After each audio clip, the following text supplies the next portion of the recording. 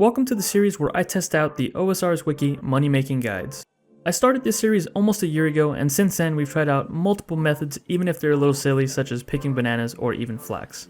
If you enjoy these types of videos, then feel free to check out the playlist that I've made for them, and feel free to leave a suggestion down in the comments for a method that you'd like to see tested. With that being said, let's get into the video. So for today's moneymaker, as you've already seen by reading the title of the video, we will be collecting chaos runes in the wilderness. Now as for the inventory setup, we're taking a lot of swordfish, to help heal if we do get attacked. We have a law and a fire rune along with our air staff, which allows us to teleport to Varrock if we are in danger. And then of course we have an energy potion to help with our run energy. That's pretty much it for the inventory. Let's go ahead and run over to where we will be doing the moneymaker. Now yes, this moneymaker is in the wilderness, but it's not that deep. We're only going into, I believe, level 15 wilderness. So if we do happen to see a PKer, we can simply teleport before they even get a chance to attack us. Unlike the video where we were collecting steel plate bodies, unfortunately we were deep in the wilderness, so we had to do a long run down to level 20 wilderness to actually teleport away. So this is going to be much safer. Now from here, we'll just cross the wilderness ditch and simply head north. If we open up the world map, we can see that the area we're going to is actually over here. So that's where we'll go. I guess an easier way to reach that spot would be if you ran north from, I guess Edgeville is a little bit closer, not by much, but yeah. Also, if you have membership, and for whatever reason, if you want to do this moneymaker in members, you could use a burning amulet and teleport to the bandit camp, and that'll put you directly north of the area.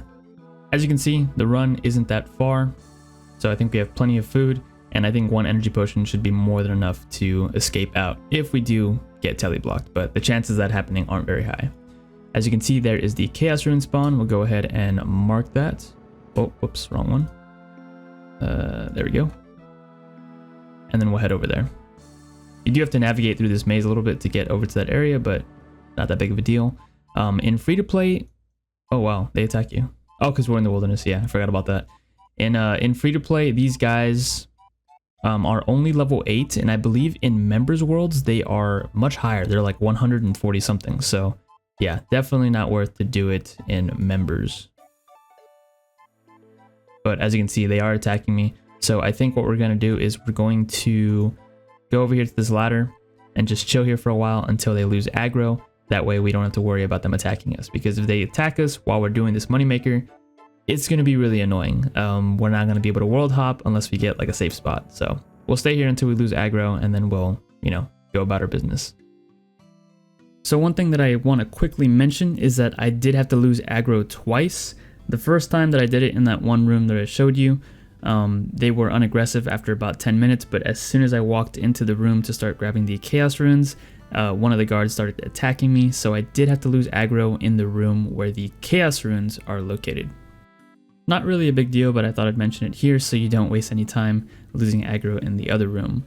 The reason why I wanted to lose it in the other room is because we could wait on the second floor and people that were running around in the wilderness would not be able to see us. Here in this room, obviously, if anyone was doing the same moneymaker that we're doing, they'd be able to see us here, and people that are running around on the outside would also be able to see us in here. But for the entire 10 minutes that I was waiting here losing aggro, not a single person showed up, which is kind of funny because I did start running into people as I was hopping worlds for these chaos runes. There was actually a few bit of people that I noticed that were also doing this moneymaker, but I think since the respawn timer is a bit better on these chaos runes, we were able to find them more quickly as opposed to the steel plate body video. In the steel plate body video, there were times where we went like 10 to 15 minutes without finding a single steel plate body. In this video, we didn't really have to go too long before we found a bunch of worlds that had chaos runes back to back. And throughout the entire 1 hour, even though I saw multiple people doing the same moneymaker as us, I only really saw one person that seemed to be PKing. They were wearing the best mage gear they could in free-to-play, which doesn't really say much. But I was guessing that they were also a low level, so they probably couldn't attack us even if they wanted to. But since we're in low level wilderness, they do have to catch a tele block on us immediately, because if they don't, we can simply tele out and we're safe. But like I said, even if they do land the teleblock, we're not that deep in, so we can just run south to get back to safety. I suppose what you really have to watch out for is multiple people attacking you at the same time, and if you are low level, they can probably knock you out pretty quickly. But like I said, they have to immediately land the teleblock on you, so that means they have to actively be paying attention to their screen. And most of the time we're not in these worlds for very long because all we're doing is picking up the runes and then instantly hopping worlds. So the window for them to catch a teleblock on us is pretty small. Now you will notice that there are a bunch of rune spawns in this one area. It's not really worth it according to the wiki. I mean, the chaos runes are worth much more than all of these other runes, so that's why I didn't waste time picking up any of the other ones. But some of the people that I did see while hopping worlds were actually picking up all the runes in this building. So I guess if you're an Iron Man, maybe this will be a nice place to get free runes. Not really sure, but yeah, for this video, all we're worrying about is picking up the chaos runes. And just like the video that I made about picking up these steel plate bodies, I couldn't help but think how profitable it would be to actually PK at these spots. So maybe in the future I'll make a video where I visit these money makers that I tried in the wilderness and try to actually PK the people that are doing them to see if it is actually profitable and if it's worth doing. I would imagine it's going to be pretty boring since I'll have to be waiting for someone to actually hop in, but all it takes is one person who's been here for a couple hours to actually make some nice money. So we'll see. I might give it a shot. And with that being said, let's go ahead and take a look at how many chaos runes we were able to grab in this 1 hour. So after 1 hour of collecting chaos runes in the wilderness, we managed to obtain 2,190 valued at 175,000 GP. Let's go ahead and head over to the Grand Exchange and sell them off.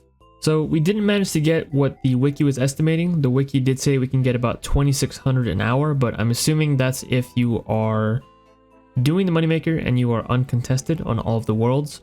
There were a few times where we had to hop a few times to actually find a chaos rune spawn that hadn't been taken yet, but it was much better and easier than the steel plate body video we did a few weeks ago. So yeah, not bad. Let's go ahead and put them in there for 80 coins, although they might sell for a little bit more, but I'll just put them in there for 80. As you can see, 300 instantly sell, and the rest have just come through. There you go.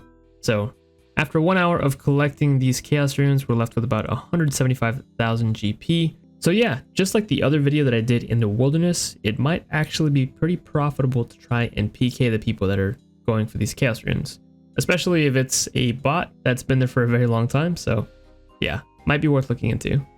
Now, as for the profit, we really didn't have to spend any money on supplies. We did bring swordfish and energy potions, but we didn't use them. The only things that we used was the Varrock teleport, but even that wasn't necessary. If we really wanted to, we could have just ran back down here, but I just used it just for the sake of teleporting and because it's really not worth that much money to teleport. So yeah, most of this is profit. So yeah, not bad.